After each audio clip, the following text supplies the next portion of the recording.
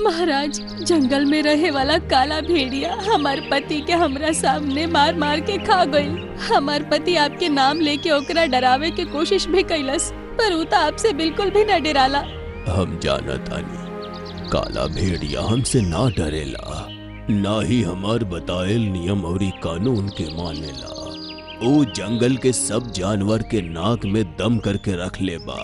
तू हमसे का चाहताड़ू?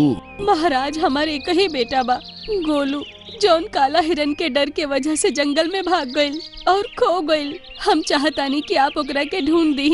तहर बेटा गोलू के तलाश कइल बहुत जरूरी बा, काहे कि सब केहू जानेला कि काला भेड़िया के हिरन के बच्चा के मांस बहुत पसंद बा। वो भी तहरा बच्चा के पूरा जंगल में जरूर खोजत होई। तब फिर महाराज, एकरा से पहले कि वो हमारे बेटा के तलाश करके खा जाए, कृपा करके आप ओकरा के ढूंढ के हमरा लगे ले आई।